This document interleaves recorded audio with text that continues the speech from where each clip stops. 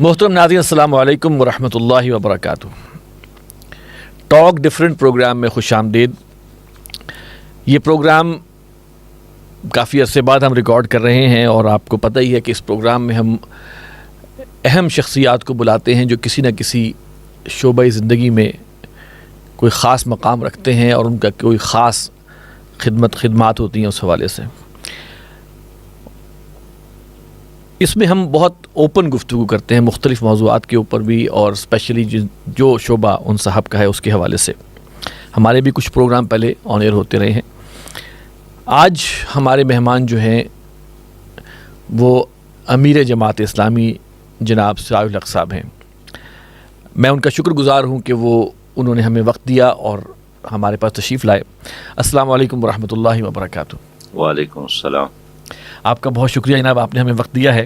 سوالات بہت سارے ہیں اور یہ آپ سے پہلی 1-to-1 انٹریکشن ہو رہی ہے، اور اس امید کے ساتھ کہ ہم کچھ سوال اس دفعہ کر پائیں گے، پھر اللہ موقع دے انشاءاللہ دوبارہ بھی اس سلسلے کو ہم لے کے چلیں گے۔ مختصراً میں چاہوں گا کہ آپ شروع میں تھوڑا سا اپنا ابتدائی زندگی، تعلیم، پھر جماعت میں کیسے شامل ہوئے اور کیسا سفر طے ہوا، اور پھر ایک وقت ایسا بھی آیا کہ آپ امیر جماعت بنے، پھر دوبارہ الیکشن ہوئے، پھر دوبارہ آپ امیر جماعت بنے۔ تو مختصراً اگر آپ اس کو تھوڑا بیان کر دیں۔ بسم اللہ الرحمن الرحیم۔ پاکستان اور افغانستان کا ایک بارڈر ہے، مسکینی کاکس، وہ میرا گاؤں ہے، اور اس وقت رہائش ہے تحصیلی سمر باغ ضلع دیر لوئر میں۔ سکولز میں پڑھا ہوں، نام لینا شروع کر لوں تو وقت زیادہ لگے گا۔ کافی سکولز ہیں، کافی سکولز ہے، لیکن بہرحال تجربہ کافی ہے، کوئی سکولز 8-9 سکولز بنتے ہیں میٹرک تک۔ میٹرک تک۔ جی ہاں، اچھا، ابتدا 5 سکول تو والد صاحب جہاں ملازمت کرتے تھے ان کے ساتھ جانا ہی ہوتا تھا، جی۔ اور 8ویں کلاس میں اسلامی جی میں طلبہ میں شامل ہوا۔ یہ گورنمنٹ ہائی سکول حاجی آباد ہی تھا۔ پھر تنظیم نے آرڈر دیا کہ آپ ملاکنڈ ایجنسی جائیں، وہاں ایک سکول تھا تانا، گاؤں تانا تھا، تو ادھر گیا۔ پھر وہاں سے گورنمنٹ ہائی سکول تیملگرہ آیا، پھر وہاں سے گورنمنٹ ہائی سکول خال گیا، پھر وہاں سے government high school Lal Qila گیا۔ تو اسی طرح پہلے کلاس سے لے کر میٹرک تک تقریباً 8-9 سکولز میں نے تبدیل کیے، اور میٹرک کے بعد پھر کالجز میں داخلے لیے، تو وہاں بھی اسی طرح اپنی تنظیم کے کہنے پر، دعوت کے خاطر، تنظیم کے خاطر، نظریے کے خاطر government high school, government degree college Timergara, government degree college Mardan, government degree college Nowshera, government degree college Peshawar, وہاں جانے کا اتفاق ہوا، وہاں پڑھنے کا موقع ملا۔ اور پھر اسلامی جمعیت طلبہ کی وجہ سے پشاور یونیورسٹی میں داخلہ لیا، خیبر لا کالج میں، پھر ایجوکیشن کالج میں، اور پھر یہاں آنا پڑا پنجاب یونیورسٹی، یہاں سے پھر ایم ایڈ کیا، اور اسی طرح ایک تعلیمی کیریئر ہمارا ہے۔ تو اس دوران میں اسلامی جمعیت طلبہ سے منسلک ہوا، رکن بنا، پھر اپنے ضلع کا ناظم تھا، پھر اپنے ڈویژن کا ناظم تھا، پھر اپنے صوبے کا ناظم تھا، پھر 3 بار جمعیت نے مجھے ناظم اعلیٰ بنایا، اور جمعیت سے فراغت کے بعد پھر جماعت اسلامی میں کارکن کی طور پر شامل ہوا۔ تو گویا جب آپ ناظم اعلیٰ تھے جمعیت کے، اس وقت آپ جماعت کے کارکن نہیں تھے؟ میں اس وقت جماعت اسلامی کا اس لیے نہیں تھا کہ میں طالب علم تھا۔ اچھا، نظامت اعلیٰ سے فارغ ہوا تو میں ایک عام کارکن کی طور پر شامل ہوا اپنی دیہات میں، پھر انہوں نے مجھے رکن بنایا، اور پھر اپنے ضلع کا، اپنے مقام کا امیر بنایا، پھر اپنے ضلع کا نائب قیم بنایا، اور پھر صوبہ خیبر پختونخوا کا سیکرٹری جنرل بنا، اور پھر اپنے صوبے کا امیر منتخب کیا، اور اس کے بعد پھر نائب امیر جماعت اسلامی پاکستان سید منور حسن صاحب نے اپنے ساتھ بنایا، اور اس کے بعد جماعت اسلامی پاکستان کے امیر کے طور پر ذمہ داری لگی جو اب تک ہے۔ اور اس کے ساتھ ہی 2002 میں الیکشن میں حصہ لیا تو صوبائی اسمبلی کا ممبر بنا، پھر سینئر منسٹر اور فائنانس منسٹر اور پلاننگ اینڈ ڈیولپمنٹ کا منسٹر اور جنگلات کا منسٹر رہا۔ پھر دوسری بار 2014 میں الیکشن ہوا، اس میں پھر صوبائی اسمبلی کا ممبر بنا جماعت اسلامی کے ٹکٹ پر، تو پھر میں سینئر منسٹر بنا، فائنانس منسٹر، اور پھر 2014 میں جماعت اسلامی نے امیر منتخب کیا تو وہ وزارت پھر میں نے چھوڑی، اچھا، اور پورا وقت پھر جماعت اسلامی کو دیا۔ سینیٹرشپ بھی چھوڑی آپ نے؟ نہیں، میں سینٹ 2014 میں تو بن گیا تھا، لیکن اس سے پہلے میں نے وزارت چھوڑی، پھر میں سینیٹر بن گیا، اور 6 سال پھر میں سینیٹر کے طور پہ کام کرتا رہا، اور اسی طرح سینیٹر کا دورانیہ ختم ہوا، اب سارا وقت ہمارا جماعت ہی کے لیے ہے۔ ماشاءاللہ، اللہ تعالیٰ قبول کرے۔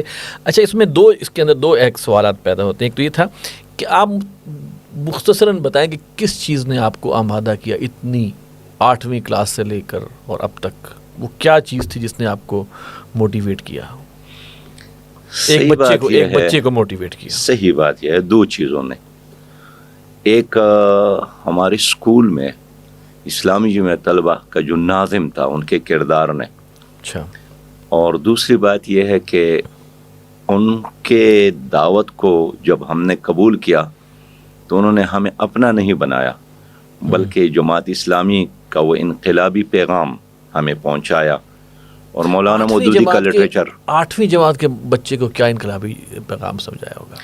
اس میں 2 چیزیں تھے، ایک تو یہ ہے کہ ایک تو ہم نے نسیم اعجازی کے ناول پڑھ لیے اسی زمانے میں، یہ آخری چٹان، بدر بنی مغیرہ، معظم علی اور تلوار ٹوٹ گئی، اور یہ سارے وغیرہ وغیرہ اس زمانے میں، محمد بن قاسم اور یوسف بن تاشفین۔ تو اس نے ہمارے یعنی اندر ایک بے قراری پیدا کی کہ اب کوئی میدان ہو، اور اس میں جس طرح نسیم اعجازی ایک نوجوان کو کبھی شاہین بناتا ہے، کبھی شیر بناتا ہے، کبھی جپٹنے پلٹ کر جپٹنے کا ایک گر سکھاتا ہے، اس کے ساتھ ہی ہمیں سید مودودی رحمۃ اللہ علیہ کی لٹریچر ملی، یہ بناؤ اور بگاڑ کا، پھر شہادت حق کا، اور پھر تحریک اسلامی کی کامیابی کے شرائط کا، اور اس کے ساتھ ہی پھر اسلامی جمعیت طلبہ کا ماحول ملا۔ تو ان چیزوں نے پھر ہمیں، ماحول کیا تھا؟ ماحول یہی تھا، یعنی اگر میں آپ کو بتا دوں کہ میرے والد صاحب نے 8ویں کلاس میں جب میں تھا تو لوگوں کو بلایا کہ یہ بچہ ہے، اس کو کیا بنانا ہے، تو ہمارے ایک ایلڈر نے مشورہ دیا کہ اس کو سعودی عرب بھیجنے کے لیے کوئی پاسپورٹ اور ویزا تیار کر لو، یہ بہت کمائے گا۔ میں اس میٹنگ میں موجود تھا آصف بھائی، اور میں سوچ رہا تھا کہ میں ایک عرب شیخ کے کھجور کے باغ میں کام کرتا ہوں، اور جناب کھجوری توڑتا ہوں، اور پھر ایک کریٹ میں بند کرتا ہوں، اور پھر وہ درہم اور دینار ملتے ہیں، اور پھر گھر بھیجتا ہوں۔ دوسرے نے مشورہ دیا کہ آپ اس کو کراچی بھیجے، تیسرے نے کہا کہ اس کو مستری خانے میں بیٹھا دے، مستری خانہ۔ تو میں تصور یہی کرتا تھا، ایک ٹرک ہے، میرے ہاتھ میں ہتھوڑا ہے، میں اس کے نیچے لیٹا ہوں اور ٹھیک کر رہا ہوں۔ اچھا، ایسے میں ایک نوجوان آئے، اس نے میرے والد صاحب کو مشورہ دیا کہ اس کو ہمارے حوالے کر لے، ہم اس کو پڑھائیں گے۔ تو مجھے دیر سے اٹھا کر سوات لے آئے، اور 1 مہینہ مجھے ٹیوشن سنٹر میں رکھا۔ تو اس ٹیوشن سنٹر میں ہم نے اسکول کے امتحان کے لیے تیاری بھی کی، اور وہاں رہ کر ایک ماحول میں سمجھا کہ انقلاب کیا ہے، اور اسلامی نظام کیا ہے، اور باطل نظام کیا ہے، اور استعمار کیا ہے، اور سامراج کیا ہے، اور سوشلزم کیا ہے، اور کمیونزم کیا ہے۔ تو یہ ساری چیزیں، اور امریت کیا ہے، اور بادشاہت کیا ہے، اور جمہوریت کیا ہے، اور خلافت کیا ہے۔ تو یہ سارے اصطلاحات جو ہے اسی 8ویں اور 9 کلاس میں ٹیوشن سینٹر میں ہم نے لے لیا، اسی ٹیوشن سینٹر میں، اور ہضم بھی کیا۔ کمال ہے وہ ٹیوشن سینٹر، واقعی پھر تو ایسے ٹیوشن سینٹر ہونے چاہیے۔ باقی ابھی تو آج کل کے ٹیوشن سینٹروں کا تو حال آپ کے سامنے، وہ سبق رٹتے ہیں، وہاں جا کے امتحان دے کے واپس آ جاتے ہیں۔ یہ تو بہت ہی ایک ڈفرینٹ نوعیت کا ٹیوشن سینٹر آپ نے بتایا، اور یہ جماعت اسلامی ہی کے زیر انتظام تھا؟ اسلامی جمعیت طلبہ کے زیر انتظام تھا۔ اچھا، دوسرا سوال میں نے کرنا تھا کہ مجھے آپ کی ایک ویڈیو وائرل ہوئی تھی کہ آپ بہت روئے تھے جب آپ کو امیر جماعت بنایا گیا تھا، شاید دوسری دفعہ جب منتخب ہوا تھا، کیوں؟ صحیح بات یہ ہے کہ ایک تو میرا تصور ہی نہیں تھا، نہ اپنے آپ کو اس کا اہل سمجھتا تھا، علم کے لحاظ سے، صلاحیت کے لحاظ سے، کارکردگی کے لحاظ سے. اور جب یہ ذمہ داری مجھ پر آ پڑی تو میں نے یوں محسوس کیا کہ کسی طرح ایک کوہ حمالیہ میرے کندھوں پہ رکھا گیا، اس لیے کہ میرے سامنے جو شخصیات گزری ہیں، سید مودودی رحمۃ اللہ علیہ سے تو کبھی ملاقات نہیں ہوئی، اس کو تو صرف ہم نے ان کی کتابوں میں دیکھا ہے، پڑھا ہے. لیکن جس طرح میاں طفیل رحمۃ اللہ علیہ اور قاضی حسین احمد رحمۃ اللہ علیہ اور سید منور حسن رحمۃ اللہ علیہ کو میں نے دیکھا، تو اپنے آپ کو ہر لحاظ سے اس سے بہت زیادہ کمتر محسوس کرتا ہوں. اور اس وقت بھی تو میں اس لیے رویا کہ اتنی بڑی ذمہ داری میرے کندھوں پر آ پڑی ہیں. پھر یہ کوئی پارٹی بھی نہیں ہے، اسلامی تحریک ہے. پھر آپ کا ہر لفظ اور آپ کی جو ہر حرکت ہے وہ کارکنان کے لیے ایک ماڈل اور نمونہ بنتا ہے. تو انہیں احساسات کی وجہ سے ظاہر ہے اپنے آپ کو عاجز پایا، کمزور پایا، تو رونا تو آتا ہے انسان کو. تو ابھی بھی صورتحال وہی ہے، عاجز اور کمزور ہی پاتے ابھی بھی؟ صحیح بات کر لوں تو سچی بات یہ ہے کہ اب بھی یعنی ٹھیک ہے میں امیر جماعت اسلامی ہوں، لیکن میں سمجھتا ہوں کہ یہ اسلامی تحریک ہے اور یہ شہداء کی امانت ہے، یہ ایک انقلابی تحریک کا ایک تسلسل ہے. اپنے آپ کو ہر وقت کمزور اور عاجز پاتا ہوں، اور یہی وجہ ہے کہ بہت دعا کرتا ہوں کہ اللہ تعالیٰ میرا ساتھ دے. الحمدللہ، اللہ تعالیٰ آپ کا ساتھ دے، ہماری بھی دعا بالکل اسی طرح ہر وقت آپ کے لیے رہے گی. اچھا سر، ہم تھوڑا سا باتیں ہیں ذرا تحریکی معاملے پر اور جو جماعت اسلامی کا اس وقت سیٹ اپ چل رہا ہے. سوال یہ ہے جی کہ دیگر کئی ممالک میں سید مودودی رحمۃ اللہ علیہ کی فکر کو قبولیت حاصل ہوئی ہے، ان کا فکر صرف ہندوستان پاکستان کی حد تک نہیں رہا. ان تحریکات سے آپ کا رابطہ، جماعت اسلامی کا رابطہ کیسا ہے؟ ان تمام تحریکوں کے ساتھ ہمارے رابطے ہیں. 9/11 کے واقعے کے بعد ان رابطوں میں بہت زیادہ مشکلات پیدا ہو گئی. اچھا، حالانکہ کمیونیکیشن تو بہت بڑھ گئی، کمیونیکیشن کے ذرائع بڑھ بہت بڑھ گئی، گئی، لیکن رابطوں میں بہت زیادہ، اس لیے کہ استعمار اور سامراج اور امریکی سازشوں کے نتیجے میں ان کا ہمیشہ مسلسل یہی کوشش رہی کہ امت ٹوٹ جائے، اور یہ ہمارے اس امت کے تصور سے ڈرتا ہے. ظاہر استعمار یہی چاہتا ہے کہ آپ پاکستانی بنے، افغانی بنے، ایرانی بنے، پھر پاکستانی میں آپ پنجابی بنے، سندھی بنے، بلوچ بنے، پٹھان بنے، پھر پٹھان ہے تو پھر یوسفزئی بنے، گجر بنے، فلاں بنے، فلاں بنے. تو اسی طرح ہماری اس اسلامی تحریکات سے دشمن خوف زدہ ہے، اور وہ ان تحریکوں کو اپنے لیے ایک چیلنج سمجھتا ہے. ایک بار میرے پاس چائنا کے سفیر آئے تھے اور اس نے مجھے کہا کہ ہم چاہتے ہیں کہ آپ کے ساتھ ہمارا ایک اچھا تعلق ہو. تو ان دنوں میں سینٹ میں اکیلا تھا. میں نے کہا میں سینٹ میں اکیلا ہوں اور ہمارے 4 ممبران ہیں قومی اسمبلی کے. انہوں نے کہا کہ نہیں، آپ کو ہم اس دائرے میں نہیں دیکھتے، آپ ایک انٹرنیشنل فیملی ہے، آپ ایک خاندان ہے. آپ سوڈان میں ہیں، آپ مصر میں ہیں، آپ یمن میں ہیں، آپ بنگلہ دیش میں ہیں، آپ ملیشیا میں ہیں، آپ انڈونیشیا میں ہیں. آپ کو ہم سمجھتے ہیں، اس لیے ہم چاہتے ہیں کہ اس اسلامی تحریک کے ساتھ ہمارا کوئی تعلق ہو، ایک لسان قائم ہو. جب یہ سویڈن کا واقعہ ہوا جی تو ہم نے مناسب سمجھا کہ ہم عالم اسلام کے سطح پر ایک احتجاج لانچ کر لے. تو ہمارے لیے آسان رہی. ہم نے بنگلہ دیش جماعت اسلامی سے بات کی، ملیشیا والوں سے بات کی، سری لنکا کی جماعت اسلامی سے بات کی، قطر والوں سے بات کی، مصر والوں سے بات کی، ترکی والوں سے بات کی، علی ھذا القیاس. اور ساری دنیا میں ہمارا ایک بہترین نیٹ ورک موجود ہے. تو اور وہ ایک شخصیت کی بنیاد پر نہیں ہے کہ ہمارے درمیان کوئی شخصیت ایسی مشترکہ ہے جس کے ہم سب مرید ہے. نہیں، ان نظریہ ہے، وہ نظریہ عالمگیر ہے، آفاقی ہے، اور اسی نے ہم سب کو جوڑ کے رکھا ہے. کہ ہم بندگان خدا کو کسی فرد کی طرف نہیں بلاتے ہیں، ہم نظام کی طرف، خالق کی طرف، نبی مہربان صلی اللہ علیہ وسلم کی طرف، اور اس توحید کے فکر اور سوچ اور ولولے نے ہم کو ایک خاندان بنایا ہے. اور آپ کا اس لحاظ سے ایک لیزون اس طرح کا ابھی بھی ہے، اگرچہ مشکلات آپ فرما رہے آئی ہیں، لیکن جیسے آپ نے کہا کہ ہم نے ان سے رابطہ کیا اور انہوں نے بھی یہ پروٹیسٹ وغیرہ جو ہے آرگنائز کیے. ظاہر ہے ماضی میں بہت زیادہ مشکلات آئیں، ایک زمانے میں بہت زیادہ آسانیاں تھیں. آپ نے دیکھا ہوگا پاکستان میں بھی تمام اسلامی تحریکات کے لوگ آتے تھے، بڑے بڑے کانفرنسز ہوتی تھیں، لیکن درمیان میں وہ سلسلہ منقطع ہو گیا، اس لیے کہ ایک کا دوسرے کے ساتھ رابطہ ہی مشکل ہو گیا. پھر ہر ملک میں ہماری تحریکوں پر اتنا ظلم ہوا کہ وہ دوسروں سے رابطے کرنے کی بجائے خود اپنی تحریک کی بقا اور وہاں اپنے کام کی سوچ میں تھے. لیکن اب دوبارہ آسانیاں پیدا ہو رہی ہیں، ہمارے رابطے مضبوط ہو رہے ہیں، خصوصی طور پر 1-2-3 ممالک میں، خاص کر جو ترکی میں ایک تحول آیا ہے تو وہاں آنا جانا اب زیادہ ہو گیا ہے، پاکستان میں آنا جانا اب آسان ہو گیا ہے. تو ان رابطوں کے ناطے اب ہمارے تعلقات مزید مضبوط ہو رہے ہیں. الحمدللہ.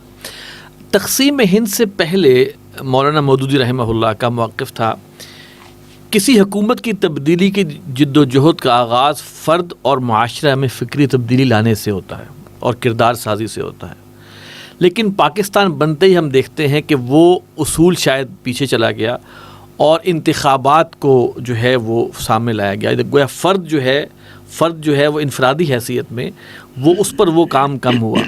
کیا یہ وجہ تو نہیں ہے کہ وہ جو ایمفیسس جو ہے وہ جب الیکشن کی طرف زیادہ ہو گیا اور ذاتی اصلاح اور ذاتی، آپ کو یاد ہوگا ایک دور میں تو رکن جماعت بننا جو ہے ایک بہت بڑے ایک جسے کہیں کہ ایک محنت والا کام تھا جو بننے کے لیے کرنا پڑتا تھا. آصف بھائی، مولانا مودودی رحمۃ اللہ علیہ کا جو راستہ ہے جی کہ فرد پہ توجہ دو، آج بھی وہی ہے. الیکشن تو بہت بعد میں الیکشن کی بات آئی ہے، ٹھیک ہے، لیکن جس طرح ابتدا میں فرد کو تبدیل کرنا، ان کی سوچ کو اور ان کے رویے کو، ان کے معاملات کو، ان کے کردار کو، ان کو اتنا پڑھانا، سکھانا اور تربیت کرنا، یہ ایک مشکل کام ہے. نبوت میں جو مشکل کام ہے وہ تو یہی ہے کہ قوم کو تیار کرنا. حکومت حاصل کرنا آسان کام ہے، لیکن فرد کو تبدیل کرنا، سب سے پہلے تو اپنی ذات کو سب سے مشکل کام یہ ہے. ممکن ہے آپ حکومت حاصل کریں لیکن اپنے کو بدلنا بہت مشکل کام ہے. تو میں یہ عرض کروں کہ آج بھی ساری توجہ، زیادہ توجہ اسی پر ہے کہ فرد کا اصلاح ہو. اور الیکشن ایک طریقہ کار ہے، یعنی قیادت تک پہنچنے کے لیے یا اختیارات کے مراکز تک پہنچنے کے لیے، لیکن یہ ہمارا کل کام نہیں ہے، یہ ہمارے کام کا ایک جز ہے. اب بھی وہی ہے کہ فرد کی اصلاح ہو، معاشرے کی اصلاح ہو، رائمہ کی ہمواری ہو، اور اس کے بعد انقلابی امامت ہو. بالکل. اس کے حوالے سے نہیں، اب جو آپ نے چیزیں فرمائی ہے، اس کے حوالے سے جماعت کے اندر کیا کیا پلیٹ فارمز ہیں اور کیا کام ہو رہے ہیں؟ آپ جانتے ہیں کہ پہلا کام تو یہ ہے نا کہ آپ ایک فرد کو دعوت دے کہ اللہ تعالیٰ نے آپ کو اس دنیا میں کس مقصد کے لیے بھیجا ہے. ٹھیک. کھانے کے لیے تو بڑے بڑے ہاتھی اور اونٹ بھی موجود ہے، اڑنے کے لیے پرندے موجود ہے، تیرنے کے لیے تو مچھلیاں موجود ہے. آپ کی زندگی کا مقصد کیا ہے؟ تو اللہ تعالیٰ نے اس کو واضح فرمایا ہے. دعوت یہی ہے کہ آؤ مل کر اسی کام کے لیے اپنے آپ کو قربان کر لے جس کام کے لیے اللہ نے آپ کو پیدا کیا ہے. تو دعوت. دوسری بات یہ ہے کہ جو لوگ آپ کی دعوت کو قبول کرے، پھر انڈیویجولی یعنی انفرادی طور پر ان مقاصد یہ کام ممکن نہیں ہے. اب ٹھیک ہے، آپ کونے میں بیٹھ کر اللہ اللہ تو کر سکتے ہیں، لیکن جس اجتماعی نظام کا اسلام دعوت دیتا ہے کہ ایک ایسی سوسائٹی بنا لو، جس طرح ایک دعا ہے ربنا آتنا فی الدنیا حسنہ، اللہ مجھے اچھی دنیا دے دے. تو اچھی دنیا کیا ہے؟ دنیا حسنہ، جس میں ظلم نہ ہو، جس میں جہالت نہ ہو، جس میں کرپشن نہ ہو، جس میں بے روزگاری نہ ہو، جس میں مہنگائی نہ ہو، جس میں نیکی کرنا آسان ہو، جس میں رزق حلال کمانا آسان ہو، جس میں نکاح کرنا آسان ہو، یہ دنیا حسنہ۔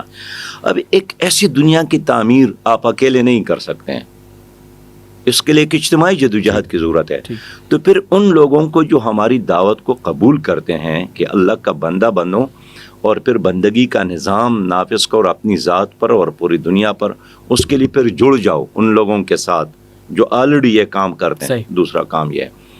تیسرا کام پھر یہی ہے کہ اگر آپ جڑ بھی جائے، تنظیم بھی بنا لے، افراد سازی بھی کرے اور آپ کے ساتھ اختیار نہ ہو، تو حکومت اگر کسی اور کی ہو، آپ جتنا بھی نیک ہو جائے، کچھ بھی آپ نہیں کر سکے۔ آپ رو سکتے ہیں، سینہ کو بھی کر سکتے ہیں، مسجد کے کونے میں بیٹھ کر اللہ اللہ کر سکتے ہیں، لیکن آپ سودی نظام کو ختم نہیں کر سکتے ہیں، آپ مخلوط نظام تعلیم کو نہیں بدل سکتے ہیں، آپ انصاف کا نظام عدالتوں میں نہیں لا سکتے ہیں، آپ بین الاقوامی سطح پر کوئی کردار ادا نہیں کر سکتے اگر اختیارات آپ کا نہ ہو۔ تو اس کے لیے رائے عامہ کی ضرورت ہے، اور جماعت آج بھی یہی کام کر رہی ہے۔ اب رائے عامہ اگر آپ کے ساتھ ہو جائے تو پھر جب انقلابی امامت کا وقت آتا ہے، ہمارے ملک میں وہ جو موسم ہوتا ہے وہ الیکشن کا موسم ہوتا ہے کہ قوم کو ایک اختیار ملتا ہے کہ کون سا ممبر چاہیے، کون سی حکومت آپ کو چاہیے۔ تو ہم چاہتے ہیں کہ ہم اس میدان کو خالی نہ چھوڑے اور قومی اسمبلی میں، صوبائی اسمبلی میں، بلدیاتی اداروں میں ہمارے لوگ پہنچ جائیں۔ اگر اکثریت میں ہے تو حکومت بنا لے، اگر اکثریت میں نہیں ہے تو اتمام حجت کر لے، اور جتنا ہو سکے نظام کی ناک میں نکیل ڈال کر سیدھے چلانے کی کوشش کریں۔ اچھا، اس میں جو آپ نے فرد کی اصلاح کی بات کی، اس کے لیے کیا پلیٹ فارم ہے؟ یعنی کہ دروس قرآن ہوتے ہیں، اس کے لیے کوئی تربیت گاہیں ہوتی ہیں، جو کارکن جو ہے، رکن جماعت ہے یا جو متفقین ہیں، ان کی جو ایک وہ جو ایک فکری جو ہے آصف، ہر جگہ ہمارا گاؤں ہے نا، شہر ہے یا گاؤں ہے، بستی ہے یا دیہات ہے، جو بھی ہے، جہاں ہمارے 2-5 لوگ تیار ہو جائیں، اس کا ایک ہم حلقہ بناتے ہیں جی، پھر اس کو ہم ایک ہدف دیتے ہیں کہ آپ یہاں ہفتوار اجتماع شروع کر لیں، درس قرآن شروع کر لیں۔ اس درس قرآن میں یہی ہوتا ہے کہ ایک تو فکر آخرت اور ذاتی اصلاح، اس کے ساتھ حالات حاضرہ کہ موجودہ حالات میں ایک مسلمان کی حیثیت سے ہماری ذمہ داری کیا ہے، پھر یہ اپنے گھر کو کیسے چینج کرنا ہے، پھر گھر کے ماحول کے قریب آس پاس گلی اور بستیوں میں کیسے کام کرنا ہے۔ تو ہماری یہ کوشش ہے کہ ہر بستی میں جہاں ہمارے 5-10 لوگ ہو، ان کو ایک تنظیم کے ساتھ ایک سرگرمی، اور سرگرمیوں میں مختلف چیزیں شامل ہیں۔ پھر ہم لائبریری قائم کرتے ہیں تاکہ ایک انسان پڑھے، کم از کم ہمارا رکن یا ہمارا کارکن حرام اور حلال میں تمیز تو کر سکے۔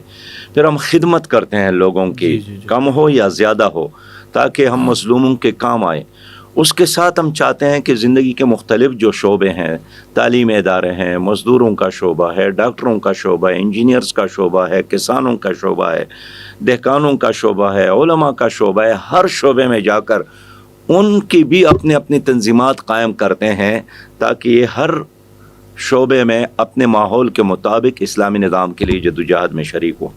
اچھا، اس میں جو ابھی تک آپ جو بھی جماعت کا جو کام ہے، اور آپ نے فرمایا یہ شعبے بھی ہم نے قائم کیے، تو جو ترتیب چل رہی ہے آپ کے کام کی، آپ کے منہج کی، آپ اس سے مطمئن ہیں؟ جو ابھی تک ہم دیکھیں جو بھی ہوتا ہے، دیکھیے، اطمینان کا مطلب یہ ہے کہ یا انسان تکبر کا شکار ہو جاتا ہے یا کام چھوڑ جاتا ہے کہ میرا کام تو ہو گیا۔ یہ تو نہیں ہو سکتا ہے، اس لیے کہ جو ہمارے لیے نمونہ ہے انفرادی طور پر، اجتماعی طور پر، وہ تو نبی مہربان صلی اللہ علیہ وسلم کی ذات مبارکہ ہے، یا وہ اجتماعیت ہے جو اس کی قیادت میں ڈائریکٹ قائم تھی۔ تو اگر آپ خلوص کی بات کریں، آپ تقوی کی بات کر رہے، آپ پرہیزگاری کی بات کریں، آپ معاملات کی درستگی کی بات کریں، آپ سیاسی جدوجہد کی بات کر لیں، آپ دعوت اور ہجرت اور جہاد کی بات کریں، پھر آپ حکومت اور خلافت کی بات کریں، پھر آپ عدالت کی بات کریں، پھر آپ احساس ذمہ داری کی بات کریں، تو اس میں جب آپ ان میناروں کو دیکھتے ہیں جو ہمارے سامنے اللہ نے رکھے ہیں، تو ہم تو بالکل زمین پہ ہیں اور وہ بالکل معراج پر ہیں۔ لیکن ایک مسلسل جدوجہد جاری ہے۔ جماعت کے اندر احتساب کا نظام ہے، فرد کا احتساب ہے، اپنے قیادت کا احتساب ہے، اپنے آپ کو پیش کرنے کا ایک نظام ہے، اور میں سمجھتا ہوں کہ یہ احتساب بنیادی طور پر ایک ایسی چیز ہے جو اجتماعیت کو درست ٹریک پر رکھنے کا ایک سبب ہے. اچھا سر، ہم جماعت اسلامی کا جو ہم سامنے آتا ہے پورا ایک کردار، تو اس میں 3 جہتیں سامنے آتی. ایک ہے جو ابھی آپ نے فرمایا دعوت قرآنی، قرآن کے درس وغیرہ، پھر ایک ہے خدمت خلق، اور ایک ہے سیاست، انتخابی سیاست.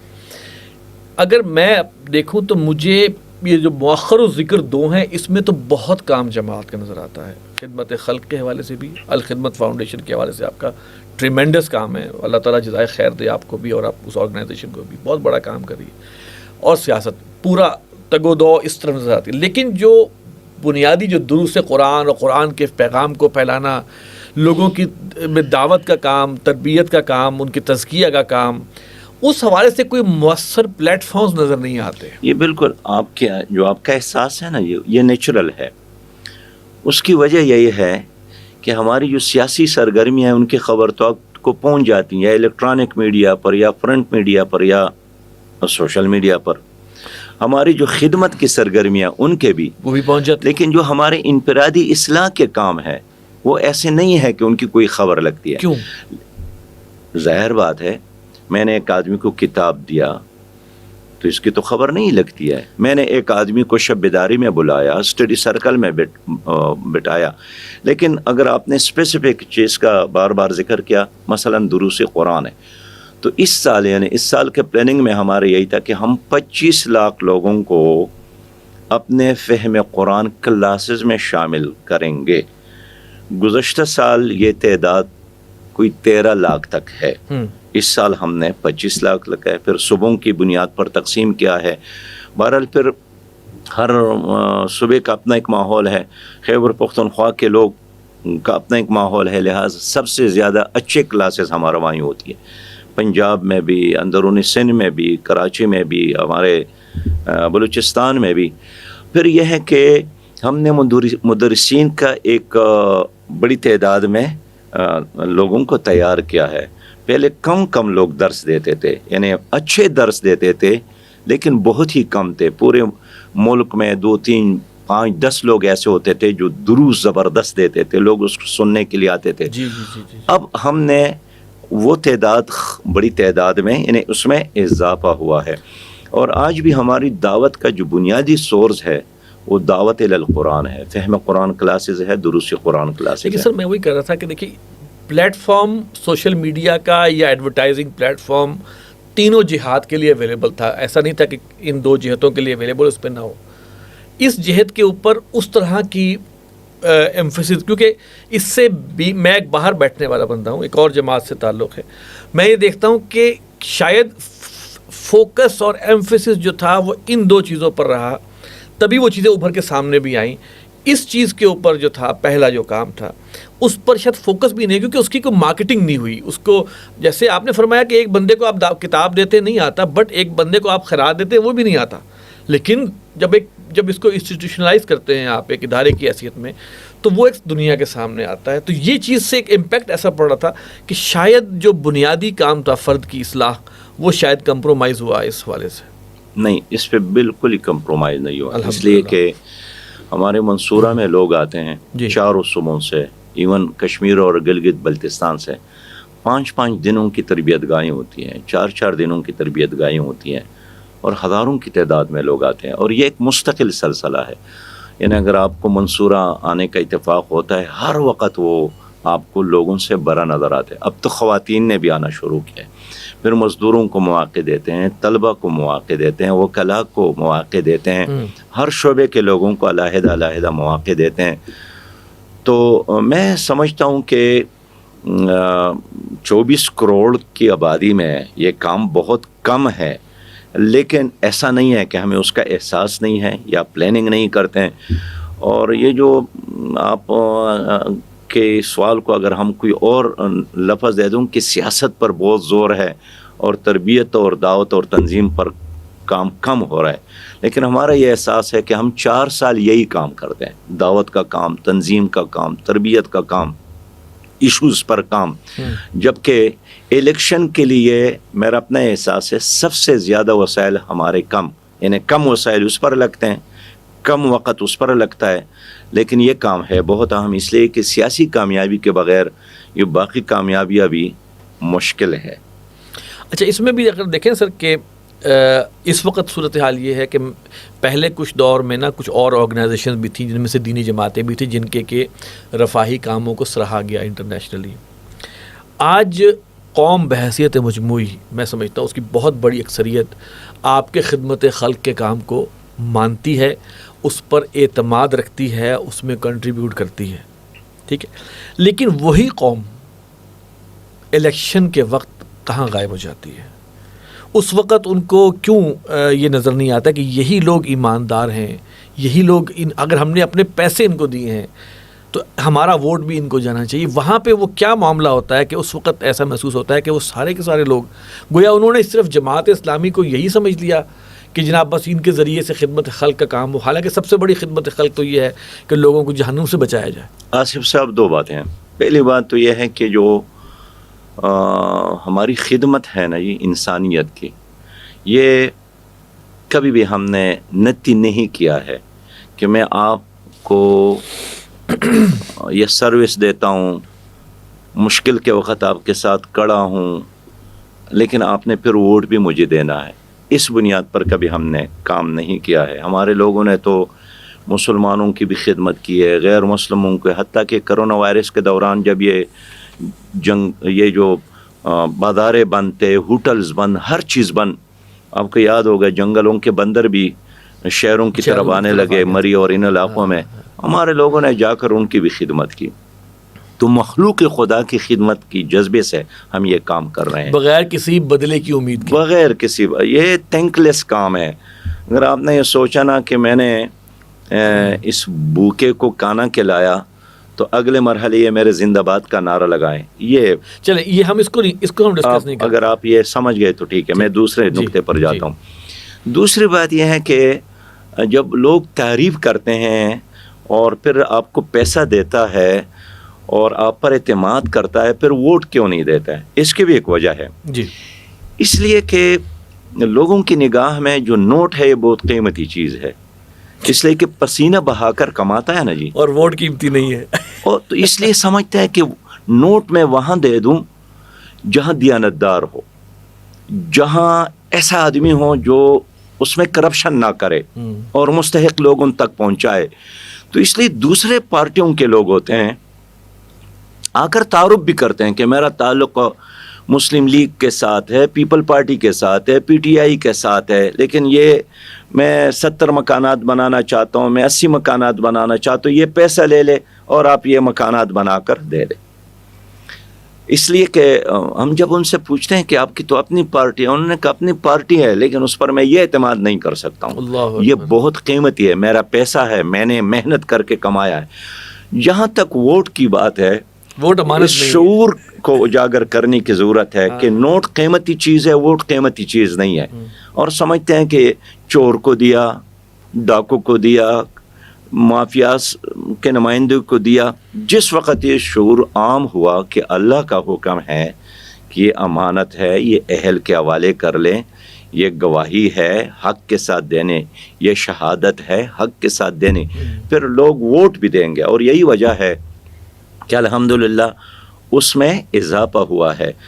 جب لوگ نوٹ سے زیادہ ووٹ قیمتی سمجھیں گے نا جی کہ یہ تو ایک بیعت ہے۔ اب حضرت امام حسین رضی اللہ تعالیٰ عنہ شہید ہو گئے، کس بنیاد پر؟ اسی بنیاد پر کہ یزید نے مطالبہ کیا تھا نا کہ ووٹ دو، بیعت کرو۔ ظاہر اس زمانے میں لوگ کم تھے تو ہاتھ سے ہاتھ ملا کر بیعت کرتے تھے۔ آج وہ ممکن نہیں ہے کہ 24 کروڑ لوگ نکلیں گے اور ہاتھ میں ہاتھ ڈال کر بیعت کریں گے کہ میرا اعتماد آپ پر ہے۔ ظاہر ہے اس کا ایک اور متبادل طریقہ یہی ووٹ ہے۔ تو جب یہ شعور عام ہو جائے گا کہ یہ اسی طرح کی چیز ہے کہ جب میں نے ووٹ دیا تو اس کا مطلب یہ ہے کہ میں نے گواہی دی کہ میری امامت کا یہی حقدار ہے، میری امانت کا یہی حقدار ہے، پھر لوگ جماعت اسلامی کو ووٹ دیں گے۔ لیکن اس شعور کو اجاگر کرنے کی ضرورت ہے۔ ایک بات تو یہ آصف، دوسری بات میں عرض کروں کہ ایک لوگوں کا یہ خیال ہے کہ میں نے کسی چور کو ووٹ دیا تو اللہ تعالیٰ مجھ سے نہیں پوچھے گا، میں نے ڈاکو کو ووٹ دیا اللہ تعالیٰ مجھ سے نہیں پوچھے گا۔ اور یہی سوچتا ہے کہ ووٹ تو دے دوں یزید کو، لیکن قیامت میں سب میں کڑا ہوں امام حسین، ووٹ ڈاکو کو دے دے لیکن قیامت میں جنید بغدادی کے ساتھ میں نظر آ جاؤں، یہ تو نہیں ہوگا۔ اللہ تعالیٰ کے ہاں تو انصاف ہے۔ اگر لوگوں کو یہ یقین ہو جائے کہ جس کو میں نے ووٹ دیا اور وطن اور ملک اور قوم کی عزت اور امانت اور خزانہ اور حکومت ان کے سپرد کیا، اسی آدمی کے ساتھ میں قیامت میں کڑا بھی ہوں گا۔ یہ تو آپ جانتے ہیں، قرآن کے حافظ ہے کہ اللہ تعالیٰ نے قرآن کریم میں فرمایا کہ یوم ندعو کل اناس بامامہم، لوگوں کو ہم قیادت کے ساتھ اٹھائیں گے، لیڈر کے ساتھ اٹھائیں گے۔ نبی مہربان صلی اللہ علیہ وسلم کی ایک حدیث بھی ہے کہ المرء مع من احب، آدمی تو اسی کے ساتھ اٹھے گا جس کے ساتھ یہاں ان کی محبت ہو۔ آپ نے ان کا جھنڈا اٹھایا ہو، آپ نے ان کو ووٹ دی ہو، آپ نے ان کو سپورٹ دی ہو، آپ نے ان کے زندہ باد کے نعرے لگائے ہو، تو اس نے اگر چوری کی ہے آپ اس میں شریک ہے، اس نے توشہ خانہ لوٹا ہے آپ اس میں شریک ہے، اس نے اگر ادھر سودی نظام نافذ کیا آپ اس میں شریک ہے، اگر اس نے ٹرانسجنڈر ایکٹ پاس کیا ہے آپ اس میں شریک ہے، اگر اس نے کشمیر بیچا ہے آپ اس میں شریک ہے، اگر اس نے وہاں سٹیل مل اور پی آئی اے اور ریلوے کو لوٹا ہے آپ اس میں شریک ہے، اگر اس نے دشمن کے ساتھ ساز باز کیا آپ اس میں شریک ہے۔ حالانکہ ان کو خود کوئی فائدہ نہیں ہوا، ووٹ دینے والے کو کوئی فائدہ نہیں ہوا، لیکن ان کے گناہوں میں شامل ہو گیا وہ۔ پیارے بھائی، اس لیے تو پھر روتے ہیں اور 2 مہینے بعد پھر دعائیں کرتے ہیں کہ اللہ تعالیٰ اس سے ہمیں نجات عطا فرمائے۔ تو یہ اویئرنیس کب پھیلائیں گے آپ لوگوں میں؟ یہ تو ہم سب نے مل کر چلانا ہے نا، یہ صرف میرے کرنے کا کام تو نہیں ہے، اس لیے کہ ملک ترقی کرے گا تو آپ بھی ترقی کریں گے، ہم سب خوشحال ہوں گے۔ اس لیے ہم سب نے جو باشعور پاکستانی ہے سب نے مل کر لوگوں کو شعور دلانا ہے کہ ووٹ بھی ایک امانت ہے اور جو ہے اس کا استعمال بھی سوچ سمجھ کے کریں۔ سب سے بڑی امانت ہے، اس لیے کہ یہ کوئی 5-10 روپیہ کا نام نہیں ہے۔ آپ نے کسی کے ساتھ امانت رکھا، 24 کروڑ عوام کی امامت اور قیادت آپ ایک ایسے فرد کے حوالے کرتے ہیں جن کے کردار کے بارے میں آپ کو خود بھی یقین ہے کہ ٹھیک نہیں ہے۔ اور عمومی طور پر آپ نے پولنگ اسٹیشن پہ دیکھا ہوگا، لوگ گالیاں بھی دیتے ہیں، بددعائیں بھی دیتے ہیں، کہتے ہیں یار چور بھی ہیں، لیکن کیا کرے۔ اس کی وجہ یہی ہے کہ یہ لوگ تانہ دار کے ذریعے، پٹواری کے ذریعے اور پیسے کے ذریعے ووٹر کو خریدتی بھی ہیں، دباتے بھی ہیں، ڈراتے بھی ہیں اور لالچ بھی دیتے ہیں، اور پھر خریدتے بھی ہیں، اس لیے کہ 1000 روپیہ لے لیتے ہیں، ووٹ تو دے دیتے ہیں، لیکن اس کے بعد وہ آدمی اس کا خون نچوڑتا ہے۔ ووٹر بھی تو اپنے ناجائز کام ان سے کرواتا ہے نا، مسئلہ یہ بھی تو ہے۔ مسئلہ پھر بھی شعور کی بات ہے۔ جو ناجائز کام کرنے والے لوگ ہوتے ہیں نا، شاید یہ 100 میں سے 2% بھی نہیں ہوں گے۔ لوگ ویسے مفت میں اپنے آپ کو خوار کرتے ہیں ان ظالموں کو ووٹ دے کر۔ ایک حدیث نہ سنا دوں آپ کے لیے، میرے لیے، سب کے لیے فائدہ مند ہے۔ یہ نبی مہربان نے فرمایا ہے کہ جس نے ظالم کا ساتھ دیا، جس نے ظالم کو سپورٹ دیا اور جانتا تھا کہ یہ آدمی ظالم ہے، اس کا تعلق میری امت کے ساتھ ہے ہی نہیں۔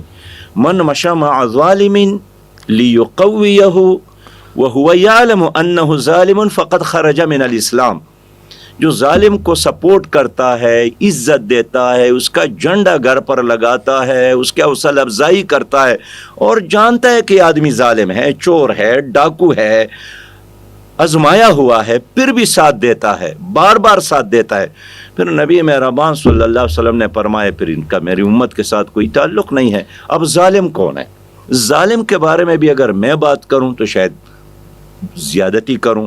وہ بھی قرآن سے جب ہم پوچھتے ہیں کہ ظالم کون ہے تو قرآن کا فیصلہ یہی ہے کہ وَمَن لَّمْ يَحْكُم بِمَا أَنزَلَ اللَّهُ فَأُولَٰئِكَ هُمُ الظَّالِمُونَ، جن کو اللہ اختیار دیتا ہے اور پھر بھی قرآن کے مطابق، اللہ کی دی ہوئی نظام کے مطابق فیصلے نہیں کرتے ہیں، وہ ظالم ہیں۔ وہی تو ظالم ہیں، وہی تو فاسق ہیں، وہی تو کافر ہیں۔ 3 آیات ہیں یہ، بالکل سورہ المائدہ کی 3 آیات ہے، لیکن ظاہر ہے قرآن کریم کے ساتھ تعلق کی کمی کی وجہ سے ایک اور جو ظلم ہے کہ وہ ہم جو حدیث ہے نا وَإِذَا مُدِحَ الْفَاسِقُ، جب فاسق کی مدح کی جاتی ہے تو عرش تھر تھرا اٹھتا ہے۔ اور الیکشنز میں آپ یہ دیکھیں کہ کس کس طرح کے قلابے ملائے جا رہے ہوتے ہیں، اپنے لیڈران کے لیے، معلوم ہے کہ وہ زانی ہے، وہ شرابی ہے، وہ خائن ہے، وہ قاتل بھی ہو سکتا ہے وہ، لیکن اس کی مدح اور اس کے لیے جو ہے وہ نعرے بلند کیے جا رہے ہوتے ہیں. یہ ہمارا جسے کہ قومی المیہ ہے. بھائی روشنی پھیل رہی ہے، لوگوں میں ایک بیداری ہے. پہلے ان لوگوں کے کرداروں پر پردے ہوتے تھے، نظر نہیں آتا تھا. اب میڈیا نے، سوشل میڈیا نے ان کے چہروں سے نقاب اٹھایا ہے، اور میرا خیال ہے کہ آنے والے وقت میں انشاءاللہ ایسا نہیں ہوگا. اچھا، یہ ایک آپ سے جو میری پہلی ملاقات ہوئی تھی نا، مجھے اس میں ایک بہت قیمتی چیز آپ سے ملی تھی. وہ تھا الیکشن ہوا 2018 کا، اس کے بعد آپ سے میری ملاقات ہوئی تھی ایئرپورٹ پہ. تو آپ نے ایک بات فرمائی تھی کہ ہم نے یہ فیصلہ کیا کہ اب ہم کسی اتحاد کا حصہ نہیں بنیں گے، اور یہ بات مجھے بہت پسند آئی تھی. میرا سوال یہ ہے کہ کیا آپ کی یہ پالیسی اب بھی وہی قائم ہے؟ ویسے وہ جو پالیسی ہے نا، جو آپ کیلم میں ہے، ہم نے بنائی ہے، وہ کسی رد عمل، ریئیکشن یا جذبات پہ نہیں ہے.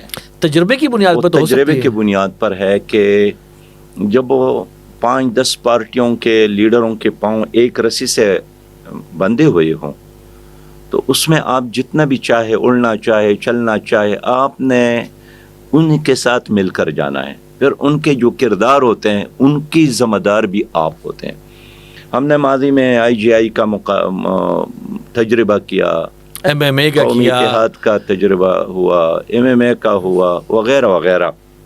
پھر ہم نے ایک طویل ایکسرسائز کی، مشاورتوں کا، عام لوگوں سے، کارکنان سے، ارکان سے، اور اس کے بعد ہم نے یہ پالیسی بنائی کہ اب ہم اپنے جھنڈے، اپنے نشان کے ساتھ الیکشن لڑیں گے، اور ایسے اتحادوں کا حصہ نہیں بنیں گے جن کا مقصد نظام کی تبدیلی نہیں ہے، بلکہ صرف حکومت میں کچھ حصہ لینے پر اکتفا کرتے ہیں.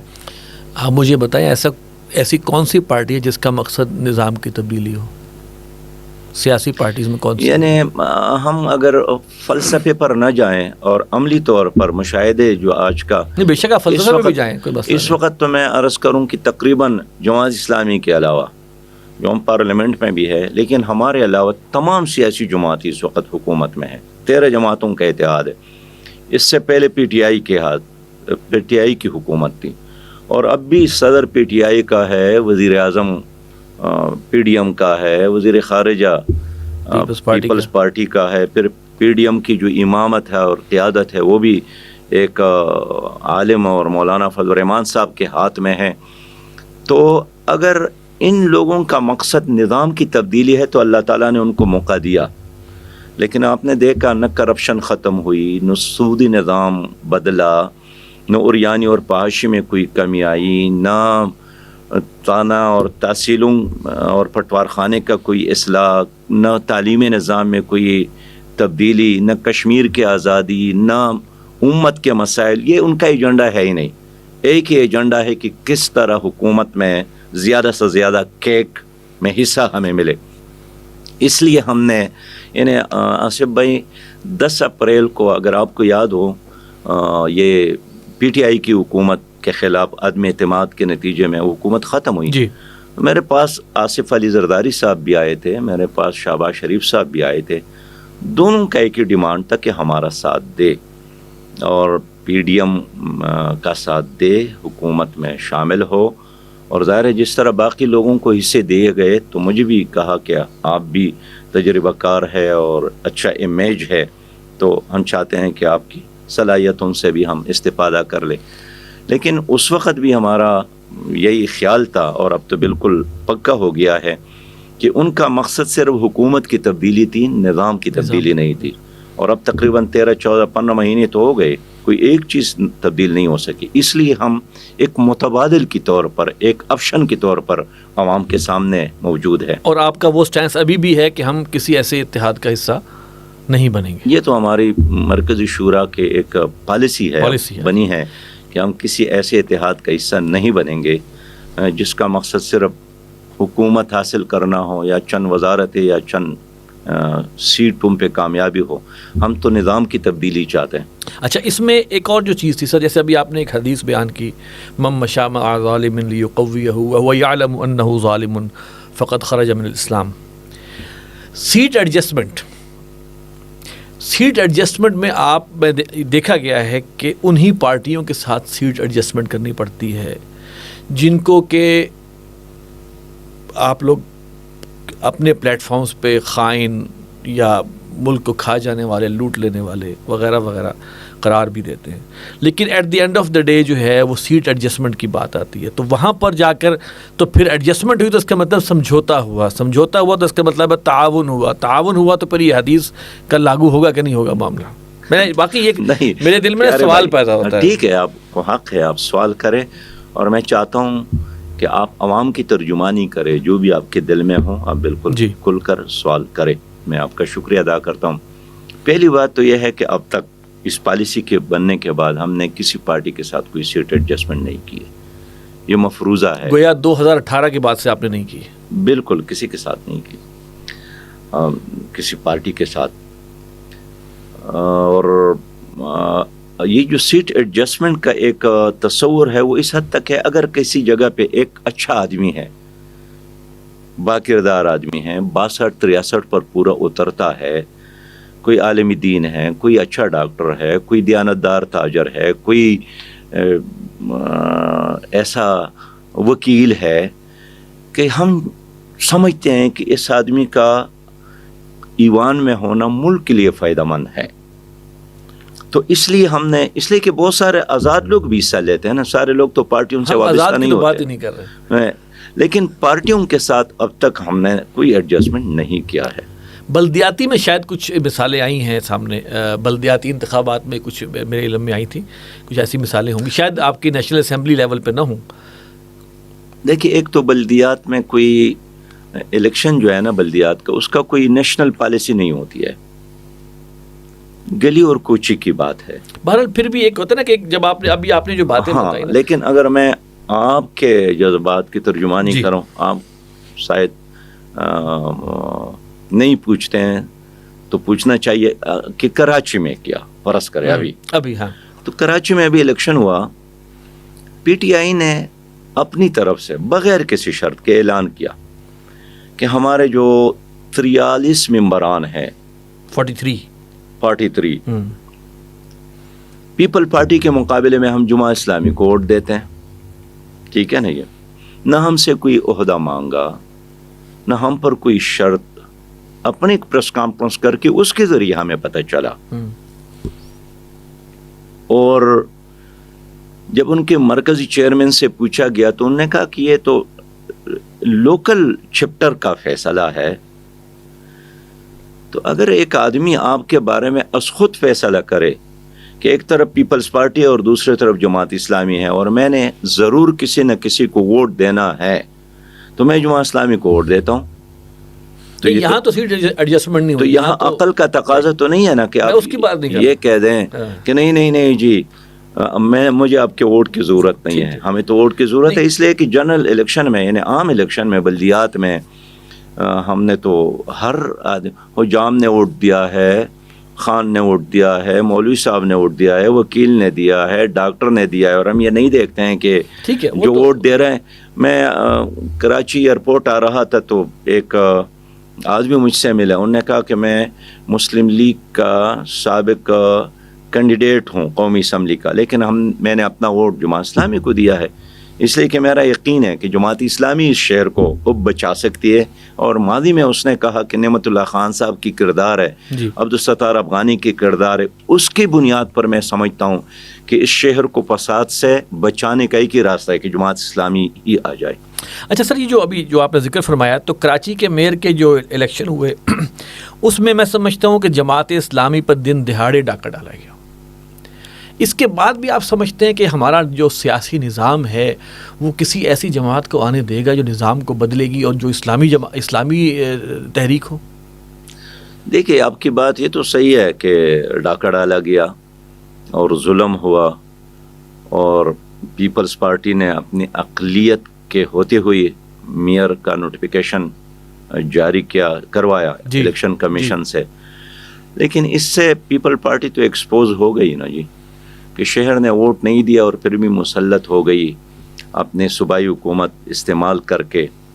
اور جب نظام چلے گا، یعنی جب اس کے اجلاس ہوں گے ہاؤس کے، جی جی، تو یہ اقلیت میں ہوں گے، اس کے مخالف لوگ اکثریت میں ہوں گے، کیسے نظام چلائیں گے؟ لیکن ہمارے ان کے خلاف ایک جدوجہد جاری ہے. ہم عدالتوں میں گئے ہیں، ہم الیکشن کمیشن میں گئے ہیں، اور یہ ان کا پیچھا ہم کر رہے ہیں. لیکن دیکھتے ہیں رزلٹ کیا نکلتا ہے. دیکھیں رزلٹ جو بھی نکلے گا، لیکن ہمارا کام ہے مقابلہ کرنا. ہم نے میدان نہیں چھوڑنا ہے، ہم نے جدوجہد سے پیچھے نہیں ہٹنا ہے. البتہ یہ ہے کہ یہ موٹر وے پہ اگر ایکسیڈنٹ ہو جائے، ظاہر ہے اس میں غلطی کسی گاڑی کی تو ہوتی ہے نا جی. اس کے باوجود بھی اگر آپ موٹر وے کو استعمال کرتے ہیں تو چھوڑنا تو نہیں ہے نا جی. موٹر وے کو صاف کرنا ہے. جس نے زیادتی کی ہے، غلطی کی ہے، ٹریفک پولیس کے ذریعے اس کو چالان کروانا ہے، جی. سزا دلوانا ہے. لیکن یہ نہیں ہے کہ آپ اعلان کر لے کہ آئندہ میں نے موٹر وے کو استعمال نہیں کرنا ہے، اس لیے کہ کل میں جا رہا تھا اور ایک آدمی نے غلط ڈرائیونگ کر کے میرے گاڑی کو تباہ کر دی. اس لیے روز حادثات ہوتے ہیں، پھر بھی ہم اس شاہراہ پر چلتے رہتے ہیں. ٹھیک ہے. اسلامائزیشن کے حوالے سے جو آپ نے فرمایا کہ نظام کو بدلنے کی جو ہے وہ ایک موٹو ہے آپ کا، جو ہمارے سامنے مثال اخوان المسلمون کی آئی مصر میں بھی، کہ وہ ووٹ لینے کے باوجود، اور وزیر اعظم صدر مرسی رحمہ اللہ، ان کے باوجود بھی وہاں کی استعماری طاقتوں نے اس سارے سیٹ اپ کو جو ہے وہ تباہ کر دیا، اور جو صورتحال ہے وہ سب کے سامنے ہے. تو کیا سمجھتے ہیں کہ اس بنیاد پر کوئی اسلامائزیشن کا کام کس قدر آپ کو یقین ہے کہ یہ ہو سکتا ہے؟ پہلی بات تو ہم وہاں کریں گے نا مصر کی، کہ وہاں لوگوں نے محمد مرسی شہید رحمۃ اللہ علیہ پر اعتماد کیا تھا. جی. وہاں کی فوج نے ان کی حکومت کو ختم کی، اور ایک بین الاقوامی ایجنڈے کے تحت، اس لیے کہ مصر میں اسلامی حکومت قائم ہوئی تو اس کا پہلا جو اثر تھا وہ اسرائیل پہ پڑنا تھا، اور بیت المقدس کے آزادی کی تحریک کو آگے بڑھنا تھا، اور فلسطینیوں کو فائدہ پہنچنا تھا. اس لیے بین الاقوامی سطح پر ایک سازش ہوئی، اور مصری فوج کے ذریعے محمد مرسی کی حکومت کو ختم کر کے اس کو جیل میں ڈالا گیا، اور ان کی جو میت تھی وہ بھی وہاں سے نکلی. پاکستان بھی کم اہم نہیں ہے انٹرنیشنل طاقتوں کی نظر میں. تو میں عرض کروں کہ اب بھی مصر کی سوسائٹی میں اسی طرح موجود ہے، اخوان اسی طرح موجود ہے. جب بھی الیکشن ہوں گے اس وقت تو ایک فوجی امریت ہے نا، لیکن ہمیشہ تو نہیں رہے گی. تو اس کا مطلب یہ نہیں ہے کہ وہاں تحریک ختم ہو گئی ہے، اصلاح کا کام بند ہوا ہے، دعوت کا کام ختم ہوا ہے، تربیت کا کام ختم ہوا ہے، تنظیم ختم ہوا ہے. ہر چیز موجود ہے. جب بھی الیکشن ہوں گے وہ لوگ دوبارہ آئیں گے. تو اچھا، اب جیسے طاقت حاصل کرنے کے دو طریقے دنیا میں مروجہ ہے، بیلٹ یا بلٹ. آپ کیا سمجھتے ہیں کہ کیا کبھی بلٹ کے ذریعے بھی کوئی کام ہو سکتا ہے اس طرح؟ ہر ملک کا اپنا ایک ماحول ہے. سب سے زیادہ جو اہم چیز ہے وہ یہی ہے کہ آپ کے لیے مناسب راستہ کیا ہے. اب اگر افغانستان میں وہاں روسیوں نے قبضہ کیا، پھر نیٹو نے قبضہ کیا، دنیا بھر کی افواج وہاں مسلط ہو گئی، تو اگر آپ وہاں جمہوریت کی بات کرتے تھے تو وہاں کے آئین اور وہاں کی دستور اور وہاں کے کلچر میں الیکشن ہے ہی نہیں. ہمیشہ اقتدار طاقت کی بنیاد پر لوگ حاصل کرتے ہیں اور طاقت کی بنیاد پر ختم کرتے ہیں. رشین طاقت کی بنیاد پر آئے تھے اور طاقت ہی کے ذریعے ختم ہو گئے. نیٹو نے قبضہ کیا تھا بندوق کے ذریعے، اور بندوق کے ذریعے ختم ہو گئے. اس لیے اگر ہم پاکستان کی طرح ان سے یہ مطالبہ کرتے کہ روسیوں سے مطالبہ کرے کہ الیکشن کا انعقاد ہو، یا نیٹو سے مطالبہ کرے کہ وہ ہمارے ساتھ الیکشن لڑے، تو یہ ان کا ماحول ہے. ہمارے ملک میں اقتدار تک پہنچنے کے لیے ووٹ کا راستہ موجود ہے، الیکشن کا راستہ موجود ہے. اس لیے سید مودودی رحمۃ اللہ علیہ نے فرمایا ہے کہ یہاں نہ سازش کے ذریعے انقلاب آئے گا، نہ فوج کے ذریعے انقلاب آئے گا. انقلاب آئے گا تو رایامہ کے ذریعے آئے گا، جمہور کی ذریعے آئے گا. اس لیے میں سمجھتا ہوں کہ اگر اس گھر میں آنے کے لیے اتنا بڑا دروازہ موجود ہے تو پھر کھڑکی یا روشن دان پر چلانگ لگا کر اندر داخل آنا یہ ویسے مناسب کام نہیں ہے. تو یہاں تو ایک آئین ہے، اس آئین پر ہم سب نے دستخط کیا ہے، اس پر ہم سب کا اتفاق ہے، اور اس آئین نے آپ کو ایک راستہ دیا ہے. میرے خیال میں اس اویلیبل راستے کو استعمال کرنا چاہیے. ابھی تک جو راستہ استعمال یہ ہوا ہے اس میں تو ابھی جیسے آپ یہ دیکھیے کہ اس جو دین پسند جماعتیں ہیں ان کے ووٹ شرنک ہوتے چلے جا رہے ہیں. یعنی کہ آپ سوچئے کہ ایم ایم اے کے دور میں، مشرف کے دور میں تو دو صوبوں میں اکثریت ایک دین پسند جماعتوں کی تھی اور وہاں پہ حکومت بنی، لیکن اب اس کے بعد دیکھیں کیا حالات شرنک ہوتے چلے جا رہے ہیں اس حوالے سے. تو یہ اپنی جگہ ایک بات کی جا سکتی ہے کہ جو بھی ہے ہمیں ان ایوانوں میں رہنا ہے کہ ہم یہاں پر کچھ نہ کچھ سروسز دے سکیں. یہ ایک اپنی جگہ دلیل بن سکتی ہے، لیکن اتنے ایکسپیرینس کے بعد کیا صرف یہی ایک ذریعہ رہ جاتا ہے کہ ہم نے اس کے ذریعے کرنا، یا ہم رائے عامہ کو ہموار کرنے کے لیے کچھ اور ذرائع بھی اختیار کیے جا سکتے ہیں؟ ٹھیک ہے، بلٹ کا رستہ آپ بند کر دیں کہ بلٹ والا کام یہاں پاسبل نہیں ہے، لیکن رائے عامہ کو ہموار کر کے کوئی پریشرائز کر کے کیا وہ ذریعہ بھی اختیار کیا؟ میں بھی کا لفظ استعمال کر رہا ہوں، ہی کا نہیں. آصف بھائی، ایک تو انقلاب کا صرف ایک راستہ نہیں ہے. دنیا میں بہت سارے تجربات ہو گئے. افغانستان کا ایک تجربہ ہے، ایران کا ایک تجربہ ہے، تیونس کا ایک تجربہ ہے. خود پاکستان کا وجود میں آنا قائد اعظم محمد علی جناح کی قیادت میں، یہ خود بھی ایک تجربہ ہے. آج بھی اسی طرح یہ ساری چیزیں ہمارے سامنے موجود ہے. لیکن ایک بات تو طے شدہ ہے کہ پاکستان میں مسلح انقلاب اور بندوق کے ذریعے کوئی کوشش کرنا یہ فساد کا ذریعہ بنتا ہے، انقلاب کا، اصلاح کا ذریعہ نہیں بنتا. اس لیے کہ یہ جو ہمارے آس پاس صوفی محمد صاحب کی تحریک ہے یا دوسری تحریک ہے، انہوں نے یہی راستہ اپنایا. اس بندوق کی وجہ سے خود ان کی ذات، ان کی تنظیم اور مقاصد بھی پیچھے ہٹے، ختم ہو گئے. اور جو لوگ اس راستے پہ چلنے کی کوشش بھی کرتے تھے اور شاید اخلاص کے ساتھ کرتے تھے، ان کوششوں کے نتیجے میں خود انہی علاقوں میں مدارس بند ہو گئے، مساجد میں جانا مشکل ہو گیا. داڑھی اور پگڑی اور دین اور مذہب کے حوالے سے لوگوں میں طرح طرح کی سوالات پیدا ہو گئے. اس لیے اس باب کو ہم بند کرتے ہیں. اب بات رہ گئی آپ کی یہی کہ کیا الیکشن کے علاوہ اور کوئی راستہ ہے؟ اللہ تعالیٰ چاہے تو بہت سارے راستے کھل سکتے ہیں، لیکن جو بھی راستہ ہو، اگر رایامہ آپ کے پش پہ نہ ہو، ٹھیک ہے، تو صرف ڈنڈے کے ذریعے، فرض کرے بعض لوگ سوچتے ہیں کہ کوئی فوجی انقلاب آ جائے اور اس کے ذریعے یہ کام ہو. تو یہ بھی ہم نے ضیاء الحق صاحب کے دور میں دیکھا کہ وہ ایک جرنیل تھے، اس کے لیے حالات بھی فیوریبل تھے، اس نے اصطلاحات بھی وہی دینی استعمال کیے، لیکن اس کے باوجود بھی معاشرے میں کوئی انقلاب نہیں آیا.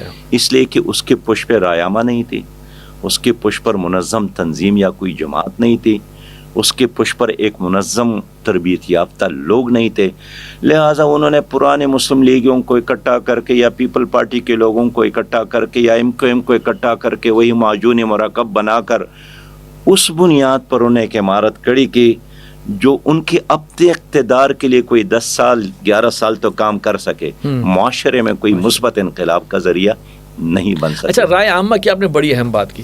سر، رائے عامہ کو ہموار کرنے کے لیے آپ کے خیال میں اس وقت جماعت کیا کیا پلیٹ فارم استعمال کریں؟ دیکھیے، الیکشن ایک کیمپین ہے، رائے عامہ ہموار کرنے کے لیے بہت بڑا ٹول آپ کے پاس خدمت خلق کا ہے، نو ڈاؤٹ اباؤٹ اٹ. اور اس کے علاوہ ان دنوں ہم نے ایک مہم شروع کی جس کو ہم نے دستک مہم کا نام دیا ہے. دستک مہم. اچھا. اور اس کا کنسپٹ یہی ہے کہ ہر دروازے پر دستک دے کر اس کو یہی پیغام پہنچانا ہے کہ پاکستان کی بقا، پاکستان کی ترقی، لوگوں کی روٹی کپڑا اور مکان اور عدل اور انصاف کی ضمانت صرف اسلامی نظام جو پاکستان کا نظریہ ہے، جس کے لیے پاکستان بنا ہے. تو یہ دستک مہم ہم نے شروع کی ہے اور اس میں ہم باقاعدہ فارم بھی فروغ کر رہے ہیں اور ڈیجیٹل بنیادوں پر مہم چلا رہے ہیں اور فرد ٹو فرد مل کر بھی یہ کام کر رہے ہیں. تو اس وقت تو ہم نے دستک مہم شروع کی ہے. اس کے علاوہ اجتماعات کرتے ہیں، جلسے کرتے ہیں، جلوس کرتے ہیں، مظاہرے کرتے ہیں، لیکن بنیادی کام یہی ہے کہ میڈیا کے ذریعے بھی پیغام پہنچانے کی کوشش کرتے ہیں. لیکن یہ دستک مہم کا بنیادی مقصد یہی ہے کہ ہر گھر پر ایک بار اتمام حجت کی جائے. سر، یہ دستک مہم جو آپ کر رہے ہیں، اس سے آپ کیا ہدف حاصل کرنا چاہ رہے ہیں؟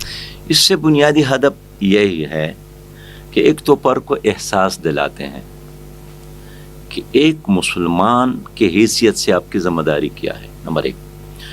دوسرا یہ احساس دلاتے ہیں کہ ملک اس وقت جن مشکلات میں ہے اس سے نکلنے کا راستہ کیا ہے، نمبر دو.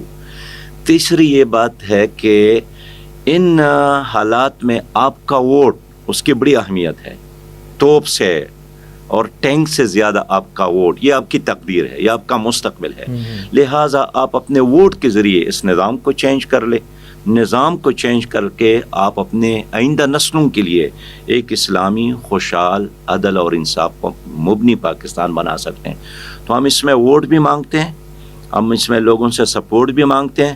اس کے علاوہ لوگوں کو مقامی مسجد سے جوڑنے، لوگوں کو مقامی درس قرآن میں آنے، اور جو جماعت اسلامی کا ایک وسیع پروگرام ہے، فرد کو دیکھ کر ان سے بات کرتے ہیں. کسی فرد کا مزاج ہوتا ہے کہ میں خدمت کرنا چاہتا ہوں، اس کو ہم پھر الخدمت کے ساتھ جوڑنا چاہتے ہیں. کوئی فرد ہوتا ہے کہ میں پڑھانا چاہتا ہوں، اس کو ہم اپنے تعلیم کے نظام سے جوڑنا چاہتے ہیں.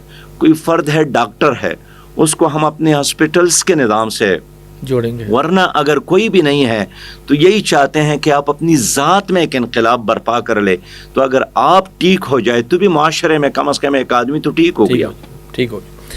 اچھا سر، ایک شکوہ وہ یہ تھا کہ جماعت اسلامی، ظاہری بات ہے ہم بچپن سے دیکھتے آئے ہیں اور ایک تعلق رہا، والد صاحب جماعت کے جو ہے وہ رکن رہے ہیں. اب ہمارے ذہن میں ایک دینی، ٹھیٹھ دینی جماعت کا ایک کانسیپٹ ہے جماعت اسلامی کے لیے بھی. لیکن یہ دیکھنے میں آیا ہے کہ ہو سکتا ہے لوگوں کی اٹینشن حاصل کرنے کے لیے یا جو مروجہ طریقے ہیں لوگوں کو متوجہ کرنے کے لیے، ان کو اس چیز کو حاصل کرنے کے لیے کچھ بنیادی جو دین کے معاملات ہیں ان پر کمپرومائز کیا گیا. میں اس میں سر فہرست رکھوں گا کہ موسیقی کا، میوزک کا استعمال، پھر اسی طرح مکس گیدرنگ، اسپیشلی کراچی کے معاملات میں تو اسٹیج پہ بھی دیکھا ہے کہ خواتین سیلیبریٹیز کو بھی بلایا ہوا ہے اور کراچی کی لیڈرشپ بھی کھڑی ہوئی ہے. تو ایک دینی جماعت کے اندر یہ ایک ڈینٹ کیوں پڑ رہا ہے کہ یہ جس چیزوں کے قرآن اور جو پردے کے اوپر مولانا مودودی کی کتاب ہے اور بہت شورۂ آفاق کتاب ہے، اسی طرح موسیقی کے حوالے سے بھی بالکل اس بارے میں ہے کہ کم از کم یہ اس طرح اس پلیٹ فارم کے حوالے سے اس کے حلال اور حرام کے ہونے کے بارے میں تو بحث ہو سکتی ہے، لیکن اس کے مشکوک ہونے کے حوالے سے کوئی دو رائے نہیں ہو سکتی. ان کا جماعت کے آفیشیل پلیٹ فارم سے ہونا میرے لیے، جو کہ جسے ایک جماعت کو جو ایک دینی جماعت کے طور پہ دیکھتا ہے، اس کے لیے یہ ایک سوالیہ نشان پیدا کرتا ہے. ایسا کیوں ہوا اور کیا ایسا ہوتا رہے گا؟ میں تو چاہوں گا کہ ہمارے پاس یہ لوگ آ جائیں، یہ اداکار، یہ فنکار، اور ہمارے پروگرام میں شرکت کر لیں اور ان کی تربیت ہو، ہماری مساجد میں آ جائیں، ہمارے دروس قرآن میں آ جائیں. بالکل ٹھیک. اگر آپ حج پر لوگوں کو جاتے ہیں نا تو ایسے ہی لوگ جاتے ہیں کہ اپنے اصلاح کے لیے وہاں جاتے ہیں. ٹھیک. اگر آپ نے میقات پر پابندی لگا دی کہ یہاں سے آگے کوئی گناہگار نہیں جا سکتا ہے تو کون حرم میں جائے گا؟ اس لیے ہمارے اجتماعات میں ہر طرح کے لوگ آتے ہیں اور بدل جاتے ہیں، انقلاب آتا ہے. ہم ان کو ہاتھ میں اللہ کی کتاب تھما دیتے ہیں، ہم ان کو فکر آخرت کی طرف بلاتے ہیں، ہم ان کو اللہ کی بندگی کی طرف بلاتے ہیں. اس لیے بہت سارے لوگ چینج ہو گئے ہیں. اور میں آپ کو بات کر لوں، ہمارے کتنے ایسی قیادت میں لوگ ہیں جو جماعت اسلامی یا اسلامی جمعیت طلبہ میں نہیں تھے، مخالف خاندانوں سے تعلق رکھتے تھے، لیکن جیسے ہی آگے وہ بدل گئے اور بالآخر قیادت کے منصب تک پہنچ گئے. ایک بات. دوسری بات یہ کہ موسیقی ہے، یعنی اس میں ہم کوئی بحث میں نہیں پڑھتے ہیں، اس لیے کہ میں عمومی طور پر فقہی مسائل پہ بات نہیں کرتا ہوں، اس لیے کہ ایک گاؤں میں اگر دو مفتی ہے اور ایک مسئلہ آپ ان سے پوچھے تو ایک کی رائے کچھ ہوتی ہے، دوسری کی رائے کچھ ہوتی ہے.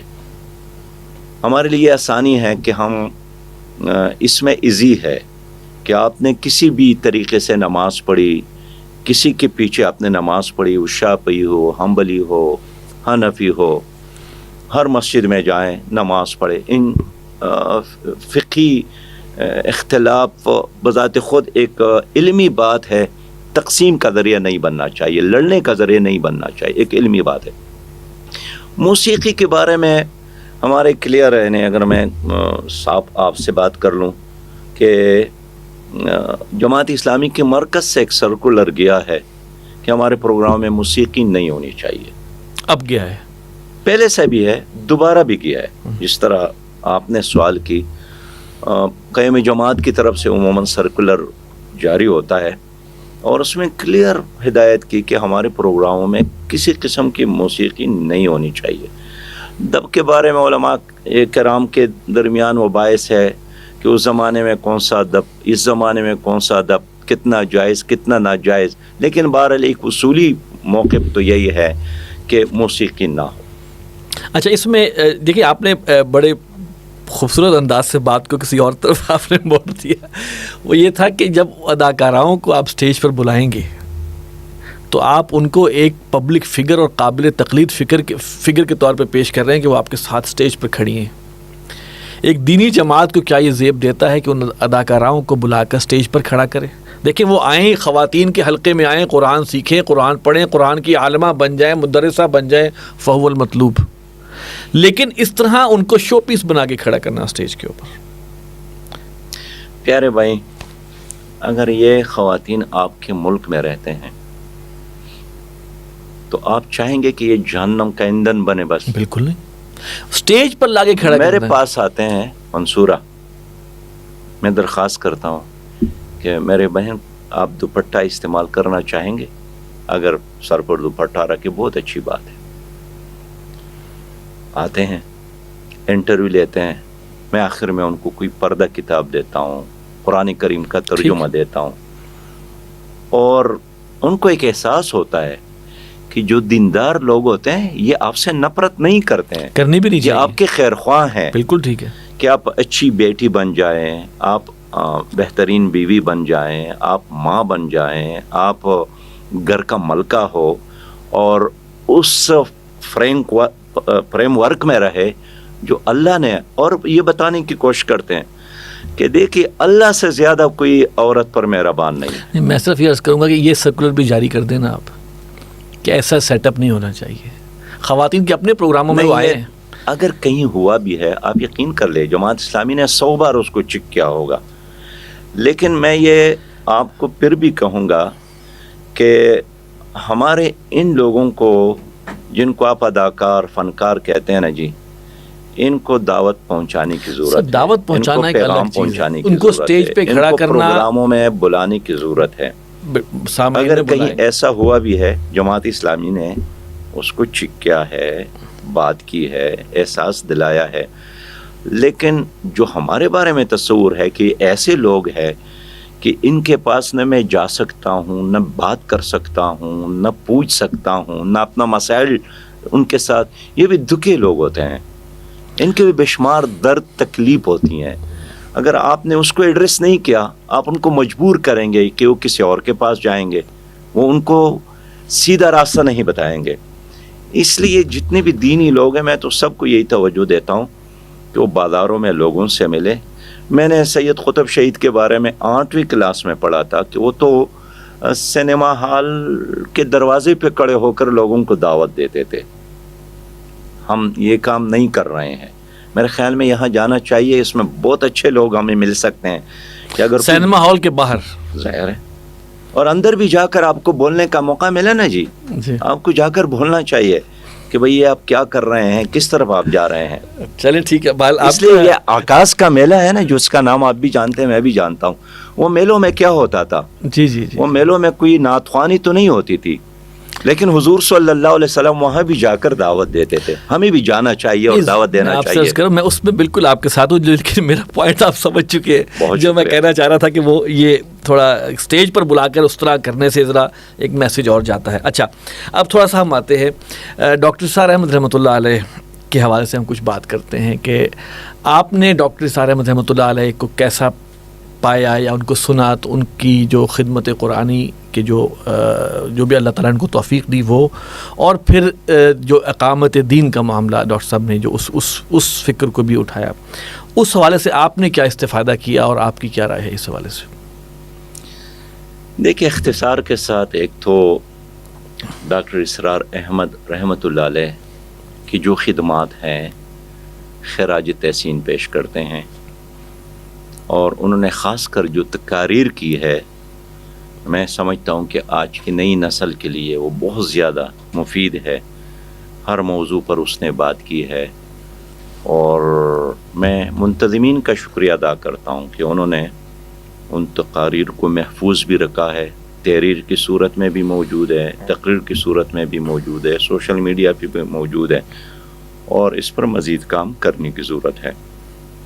باقی چونکہ ان کا اٹھان ہی ابتدائی سے اسلامی تحریک اور جماعت اسلامی کے ساتھ ہی ہے، تو ایس سچ کوئی فکری اختلاف میں نہیں پاتا ہوں، سوائے ایک دو تدبیر والی چیزوں کا. منزل اقامت دین کے حوالے سے ایک کلیئر موقف، دین کے غلبے کے حوالے سے، ایک اجتماعی انقلاب کے حوالے سے، اور بالکل انہوں نے کلیئر کیا ہے کہ جو دشمن ہے اس نے اسلام کو دو حصوں میں تقسیم کیا ہے، ایک کے ساتھ تو ان کا اتفاق ہے، دوسرے کے ساتھ اس کا اختلاف. جو اسلام کا یہ تصور ہے کہ یہ ایک مذہب ہے، تو نماز، روزہ، حج، زکوٰۃ، نکاح، تو یہ ان کو بھی قبول ہے. یہی وجہ ہے کہ مغرب میں آپ لوگ چرچ خریدے، مسجد بنا لے، وہ اعتراض نہیں کرتے، سینیگوگ خریدے اعتراض نہیں کرتا ہے، شراب خانہ خرید کر اس میں مسجد بنا لے اعتراض، بلکہ خود آپ کو دعوت دیتے ہیں کہ وہ ہمارے قید جیلوں میں آ کر لوگوں کو اسلام کی طرف دعوت دے. اس لیے کہ جو قیدی مسلمان ہوتا ہے اس میں ڈسپلن آتا ہے، وہ نشاور چیزوں کو چھوڑتا ہے، وہ اچھا انسان بنتا ہے، بن جاتا ہے. تو یہ اتنا اسلام اس کو قبول ہے. اگر آپ کو یاد ہو، یہاں انگریز نے بھی قبضہ کیا تھا انڈیا پر، شام پر فرانسیسیوں نے قبضہ کیا، مصر پر بھی برطانیہ نے قبضہ کیا، ولندیزیوں نے انڈونیشیا پر قبضہ کیا. تو ان استعماری طاقتوں نے آ کر ہماری نماز کو نہیں چھوڑا، روزے کو نہیں چھوڑا، حج کو نہیں چھیڑا، اور شادی بیاہ اور ان چیزوں کو بالکل انہوں نے نہیں چھیڑا. حتیٰ کہ وراثت کے قانون میں بھی انہوں نے کوئی مداخلت نہیں کی کہ یہ آپ کا مذہب ہے، اس کو چلاؤ. انہوں نے جس چیز کو اپنے لیے چیلنج سمجھا وہ یہ کہ سیاسی اسلام نہ ہو، اجتماعیت میں اسلام نہ ہو، معیشت میں اسلام نہ ہو، اور عدالتوں میں اسلام نہ ہو. یعنی جو اسلام کا نظام نہ ہو، مدنی تصور ہے، مدنی اور پھر خلافت کا، کہ یہ حاکمیت نہ ہو، حاکمیت یہاں ہماری ہو. ان الحکم الا للہ، اللہ کا حکم نہ چلے، حکم ہمارا چلے. ہمارے ہوتے ہوئے ہمارے تہ خانوں میں بیٹھ کر آپ جو کچھ بھی کرتے ہیں. تو یہ بنیادی فکر ہے سید مودودی رحمۃ اللہ علیہ کا اور ڈاکٹر اسرار رحمۃ اللہ علیہ کا. دونوں نے اسلامی نظام کی بات کی، اقامت دین کی بات کی، اور یہی وجہ ہے کہ دونوں دنیا سے رحلت بھی کر گئے. دونوں کے ساتھ ہم محبت کرتے ہیں، ہم دونوں کا احترام کرتے ہیں. ہم دونوں میں ڈاکٹر اسرار صاحب کے درمیان میں یہی کہ الیکشن نہیں ہونا چاہیے، انقلاب چاہیے، اور پریشر گروپ بنایا جائے، اور پریشر کے نظیر تو ٹھیک ہے، ان کا ایک فکر تھا، لیکن اس کی نیت پر ہمیں شک نہیں ہے. اس نے اچھی نیت سے ایک راستہ اختیار کیا، اور یہی وجہ ہے کہ سید مودودی رحمۃ اللہ علیہ نے کبھی بھی ان پر منفی کمنٹس نہیں کی. نہ ڈاکٹر اسرار صاحب نے کبھی سید مودودی رحمۃ اللہ علیہ کے کام کے بارے میں کوئی منفی کمنٹس کی، بلکہ ڈاکٹر اسرار صاحب نے تو یہی بتایا کہ استعمار کے جانے کے بعد یہی انڈونیشیا میں معشومی پارٹی تھی، ادھر جماعت اسلامی تھی، ایران میں بھی کوئی پارٹی تھی، تیونس میں کوئی پارٹی تھی. ان تحریکوں نے اسلام کی اجتماعی نظام کی وکالت کی، ترجمانی کی. تو میں سمجھتا ہوں کہ بحیثیت مجموعی ان کی تحریک ہر لحاظ سے قابل قدر ہے. تنظیم اسلامی کے حوالے سے میں پوچھنا چاہوں گا کہ دہلی تنظیم اسلامی ڈاکٹر اسرار احمد رحمۃ اللہ علیہ کے جو فکر ہے اس کو لے کر چل رہی ہے، اور ڈاکٹر اسرار احمد صاحب جو ہے وہ جماعت کے ساتھ منسلک رہے ہیں. آج تنظیم اسلامی کے ساتھ آپ تعاون کیا سمجھتے ہیں، یا تنظیم اسلامی سے کیا سمجھتے ہیں کہ تعاون آپ کو ملنا چاہیے؟ دیکھیے، یہ بھی جو سوال ہے نا، اس کا جواب ڈاکٹر اسرار صاحب نے اچھا دیا ہے، اور اس نے فرمایا تھا کہ اگر یہ ممکن نہیں ہے کہ تمام تحریکیں کسی ایک تنظیم میں شامل ہو جائے، لیکن یہ ممکن ہے کہ ان کے درمیان ہم آہنگی ہو، ڈسکشن ہو، اٹھنا بیٹھنا ہو، قومی اجتماعی امت کے مسائل پر ایک موقف ہو. اور یہ دنیا میں سویڈن میں قرآن کریم کو جس طرح جلایا گیا ہے، تو اب بنگلہ دیش کی جماعت تو اپنی جماعت ہے، انڈیپینڈنٹ جماعت ہے، ملیشیا کی اپنے ہیں، سری لنکا میں اپنی ہے، لبنان میں اپنی جماعت ہے، ترکی میں اپنی جماعت ہے، دستور علیحدہ، تنظیم علیحدہ، زبان علیحدہ، کلچر علیحدہ، لیکن مقصد یہ ہے ہم نے ان کے ساتھ بات کی کہ کل مل کر احتجاج کرتے، سب نے لبیک کہا، ویلکم کہا، ہماری اس تجویز کو سپورٹ کیا. تو اس طرح آپس میں روابط میں اضافہ ہو اور اٹھنے بیٹھنے سے ایک دوسرے کو سمجھنے کے مزید مواقع ملتے ہیں. یعنی کہ تعاونوا علی البر والتقوی ولا تعاونوا علی الاثم والعدوان، یہ والی صورتحال ہونی چاہیے. یقیناً. جزاک اللہ جناب، بہت بہت شکریہ آپ کا جناب سراج الحق صاحب، امیر جماعت اسلامی. آپ نے وقت دیا اور اس بات کی کھلی اجازت دی کہ جو چاہو پوچھو. یقیناً. تو میں دعا کرتا ہوں کہ ہماری یہ نشست جو ہے وہ اللہ تعالیٰ کے ہاں بھی مقبول ہو، اور اس سے کوئی اللہ تعالیٰ خیر برآمد کرے. اور یہ بھی امید رکھتا ہوں کہ انشاءاللہ آئندہ بھی آپ شفقت فرمائیں گے اور ہمیں وقت دیں گے اس معاملے میں، کبھی ہم گفتگو کریں انشاءاللہ حالات حاضرہ کے حوالے سے بھی. ناظرین، یہ تھا ہمارا پروگرام ٹاک ڈفرینٹ کے نام سے یہ پروگرام ہے. یہ پروگرام سوشل میڈیا پہ اپلوڈ ہوگا، اس میں آپ اپنی جو کمنٹس ہیں، اپنی رائے ہے، وہ آپ ہمیں دے سکتے ہیں. ہماری کوشش ہوگی کہ آئندہ کسی اور اسی سیشن پہ ہم کسی اور صاحب کو بھی دعوت دیں، اور موقع ملے گا تو انشاءاللہ تعالیٰ امیر جماعت اسلامی کو دوبارہ بھی دعوت دیں گے. اگلے پروگرام تک کے لیے یاد دیجیے. السلام علیکم ورحمۃ اللہ وبرکاتہ.